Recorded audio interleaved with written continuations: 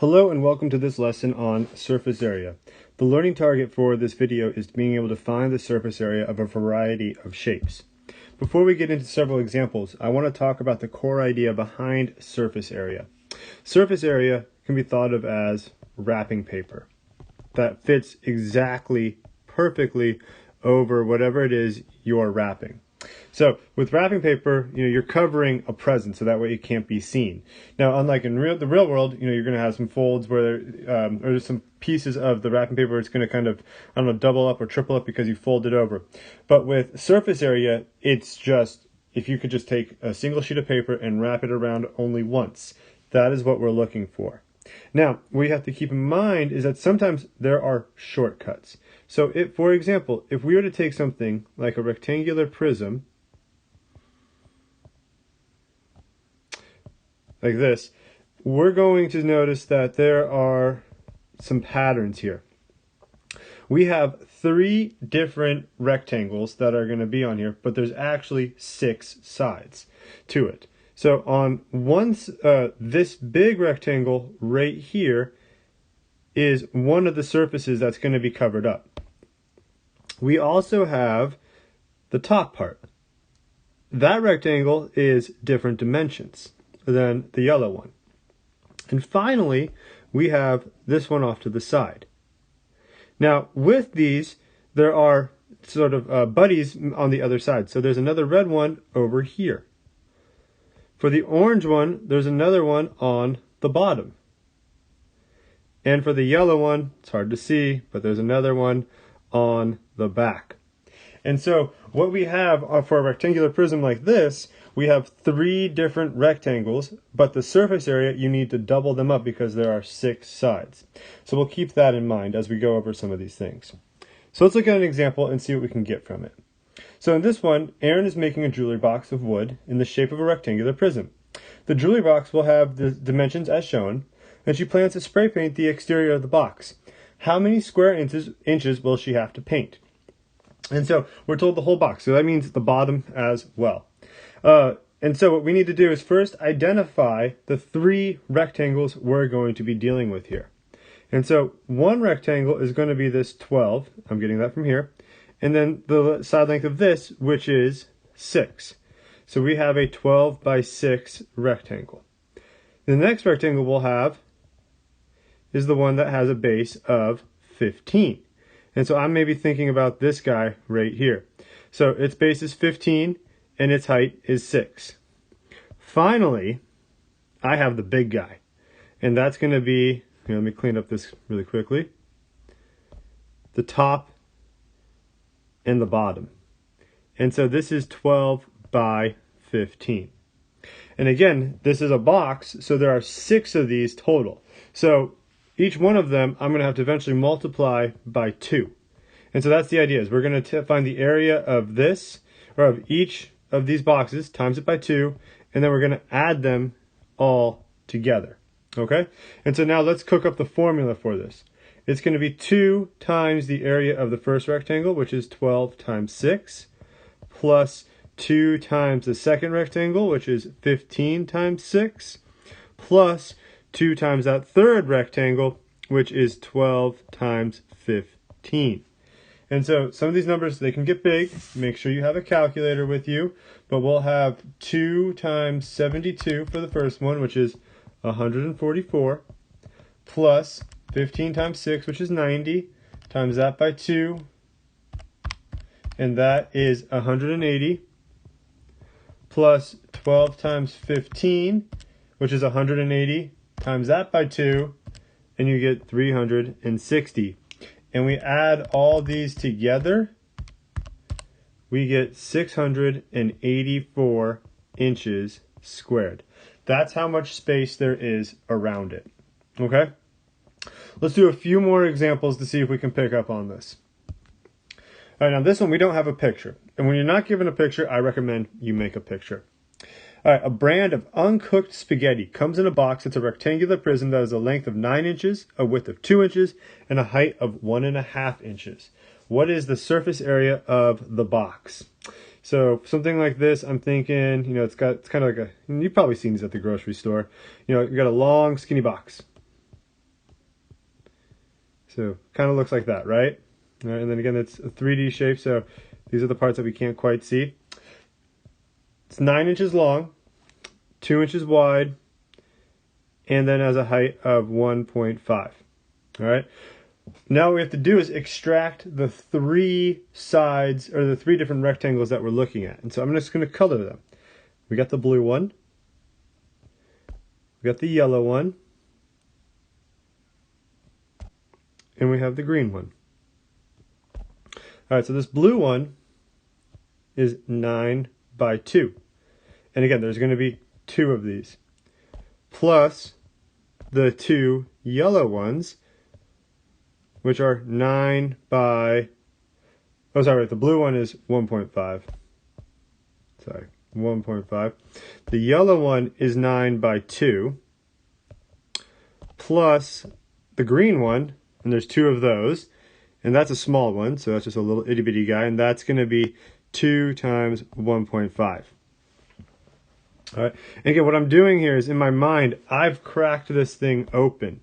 So we have a 9 by 2, 9 by 1.5, a 9 by 2, and then we another little one. And so I'm kind of making a net for them. And there's many different ways you can make a net for these things, but it just helps to know the pattern. That, you know, each rectangle for a rectangular prism, it appears twice. So now it's just about number crunching. And so let's crunch some numbers. 9 times 1.5 is 13.5. You times that by 2, 27. Plus 18 times 2, 9 times 2 is 18. Times that by 2 again, 36. Plus 2 times 1.5 is 3. Times that by 2, you get 6. And you add them all up. And we have 69 inches squared. So there we go. Now that's just a rectangular prism. We're going to kick things up a notch. We're going to be looking at composite shapes. And so that's why I was stressing this idea of, you know, coloring them and taking a look at the different shapes that we have. Because now that we look at a composite shape like this birdhouse, it wants us to find the surface area before the hole was drilled. So you're going to disregard the hole there. We need to find all the different components. So what I'm seeing is we have, let's start off with the triangle. Okay, we have, actually, make a triangle that looks like this. We have 2 of those triangles because we have one on this side and we're going to have one on the other side. So for the triangles, they have a base of 30 inches and a height of 8. And we got to keep in mind that this is times 2. Plus, now we have to think, but with this, we're not, for the rectangular prism component, we're not necessarily going to have 2 parts of it. So I'll talk about that in a second. But we have this rectangle. Again, there's going to be 2 of these, one on the front and then again one behind it. And that's going to be 30 by 18. And again, that's going to be times 2. There's 2 of those. All right, let's clean up the birdhouse so we can continue to find out what else we have. We have this rectangle. And there's going to be, again, 2 of those, so this side and that side. So that's a 24 by 18. So we'll times that one by 2. Now, the top part, or the bottom part, there's one of the bottom ones. You can't quite see it because it's covered by a bunch of other things. That would be the 30 by 18. There's only one of those. That's on the bottom. There's not the top one because the top one's covered by those triangles. But we do need to think about those triangles and what that adds to the surface area. Notice they gave us this 17. That's crucial information. So that rectangle that I just drew, so we're going to have to add that in as well, is going to be 17 times, or sorry, let me draw that rectangle. 17 times 24. And again, there's 2 of them, one right there, one right there. So that will be times 2 as well. So now we've kind of identified all the shapes that we're going to have to find the area of. It's number crunching time. So we have 30 times 8, or since it's a triangle, times 1/2. So 30 times 8 times 5.5 is 120, but then we got 2 of those, so we got 2 times 120, which is 240, plus 30 times 80, or 18, sorry, times that by 2, we're looking at 1,080 plus 24 times 18. 24 times 18 is 432, times that by 2, and we're looking at 864, plus 30 times 18 only once, so 540, plus 17 times 24, also times by 2, 816. And so lots of numbers, but we have calculators to help us out with that. So when we add them all up, we end up getting 3,540 inches squared. So these are the ones that are going to take a little more time. But what it boils down to is find every surface that you have. And that's what we systematically did, is we kind of drew over the shapes that we would have to find the area of. We have these triangles. Think, how many of those triangles are you going to have? 2 of them. How many of these rectangles up here will you have? 2 of them. How about these rectangles? Again, 2. 2. But the one on the bottom, there's only going to be 1 because the triangles cover that up, and you don't get, you can't count that as part of the surface area because it's not actually exposed. It's not part of the surface. So let's do another example because that is definitely tricky. All right, here's the last one I have for you. Dara is building a plant stand. She wants to stain the plant stand except for the bottom of the larger prism. Find the surface area of the part of the plant stand that she will stain. So we don't have to worry about this 12 times 12 on the bottom. That's not going to be taken into consideration. We also have 2 cubes on top of each other. She's going to stain it after they're assembled. So the top part, only the part that's exposed is actually going to get stained. So we have to do several things here.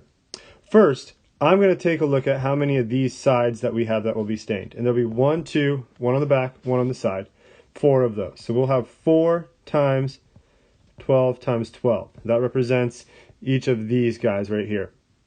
We also are going to have 1, 2, 3, 4, and then on top 5 of these 8 by 8s that are going to get stained.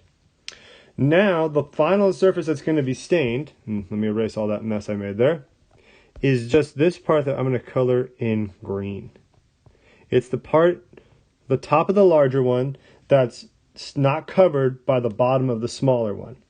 And so what that's going to look like, we have a 12 by 12, and then here we'll have an 8 by 8. This is the part that's going to be stained. I need to find the area of that. All right. And so if this is 8 by 8, or the best way to do that would simply just to be 12 times 12 minus 8 times 8. So I find the area of the larger one, and I subtract out the area of the smaller one. And so that's 144 minus 64, which gives me 80. And so I'll add that to this. And so what this expression here represents is all these different faces, plus the ones we can't see, that are getting stained. It excludes the bottom of the 8 by 8 because that's not getting stained, and the bottom of this because that's also not getting stained. Now it's just about crunching numbers. So 4 times 144 plus 5 times 64 plus 80. And when we crunch those numbers, we get 976 inches squared. All right. So the biggest piece of advice I can give you is to be methodical. Think about what is getting, or what the surface area is, where it is, and then use this trick right here, where I know that I have 4 of these, so I'm just going to times it by 4 to kind of, instead of having to add 12 times 12 plus 12 times 12 and so on. If you have any questions, don't hesitate to reach out. Best of luck with your homework tonight.